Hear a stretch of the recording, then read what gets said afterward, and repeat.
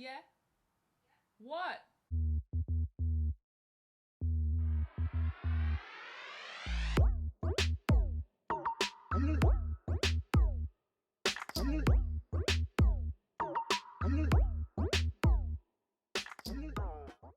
Hi everyone, welcome back to my channel. My name is Alex from Alexartdreams and I'm a creative soul that likes to paint, illustrate and bullet journal. In today's video, I'm going to show you my process in creating this wonderful spread for my bullet journal. February. In creating this wonderful spread for my February. I'm a sucker for bright colors and things that are really bold, and I think this is that. Consider subscribing and make sure you watch to the end. But first, coffee. Actually no, first tea. I've had too many coffees today. To give me a thumbs up and drop me a comment. Hey guys, this is me going straight in. I really enjoyed doing this spread and I hope you enjoy watching it. I decided to speed things up in this video because I thought they were a little bit slow in my previous ones, so if you do enjoy this much better, let me know down in the comments. And as you can see, I've gone in with those really hot pink flowers, and I don't know about you, but when I was little, I used to read the Mr. Men and Little Miss series by Charles Roger Hargreaves, and he was the writer and the illustrator for that children's book series. And those flowers remind me of him very much because he used to always decorate his flower or garden scenes with those flowers. And I think it's also the little flower that sits on top of, is it Little Miss Bossie's hat? Yeah, I'm pretty sure it's Little Miss Bossie. So yeah, if you know what I'm talking about, let me know in the comments.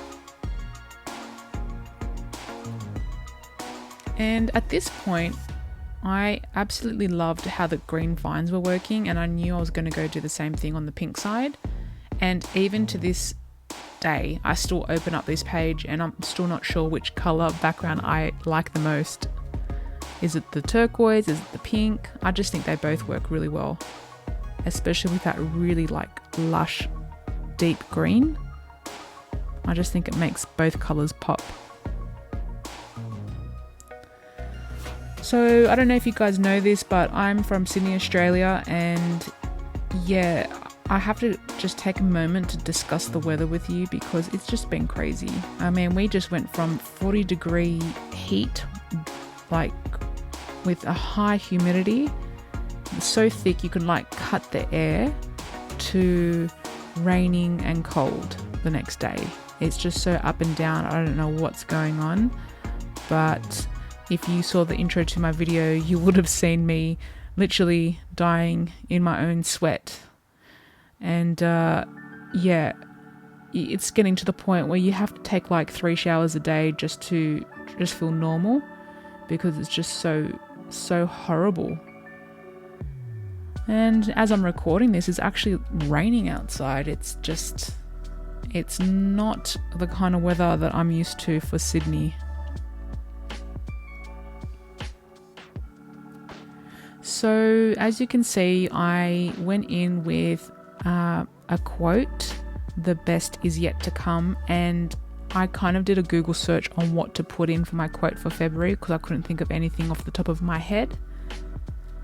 And there were some good ones, but they didn't really resonate with me up until I came across this one. And I firmly believe it has something to do that's happening in my personal life right now for myself and my little family. If you don't know, I'm married and I have a 2 and 8-month-old.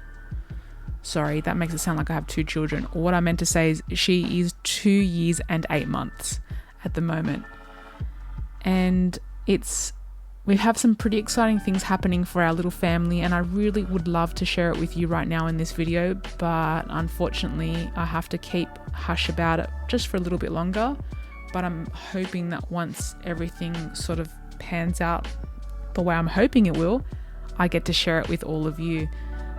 if you really want to try and get an up-to-date catch up on what I'm talking about, it will most likely get announced over on my Instagram a lot sooner than the next video that I'll release here on YouTube. So go check me out on Instagram. I'm fairly active on there. My handle is Alexartdreams, so you'll most likely hear the news there too if you're one of these people that likes to catch up on the goss. And this is me going through and working on my monthly calendar spread. And at first, I think I just kind of like fiddled around with that little F for February in the corner there quite a bit because I was hating it to begin with, but I'm really pleased with how it turned out in the end. I think the turquoise accents really helped.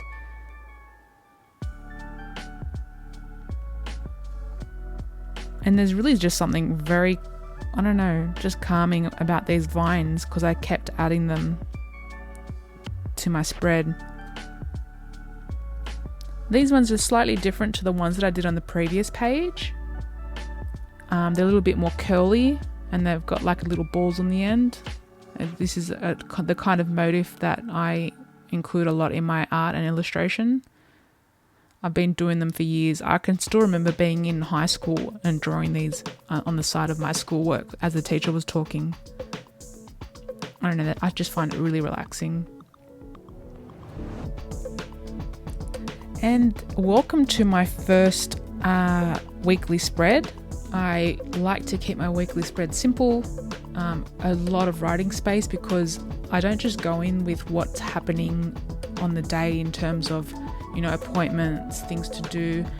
I also use this space heavily for brain dumping, things that I've put on the back burner but I need to bring forward, that I need to get done, and just a whole bunch of random things too. So the more space for writing the better. So I just went in really simple with the sweet flowers and the vines and just the pink lines to separate the days. And I don't know what's wrong with me, but in January and in this month, February, as I was doing my weekly spreads, I always get the date. I stuff it up. I don't know, is this just me? Am I special like that? Because as you can see here, I totally missed the 5th, which was meant to be the Friday. So then I had to go back in and just change that out. And this is the bonus section, guys. I didn't mention it anywhere because I wanted to make it a little bit of a surprise. I decided to include in my Bujo my measurements and my weight loss because it's been such a significant part of my life the last 6 months. I had to go through a massive overhaul in my health and my diet, and I needed to drop some kilos.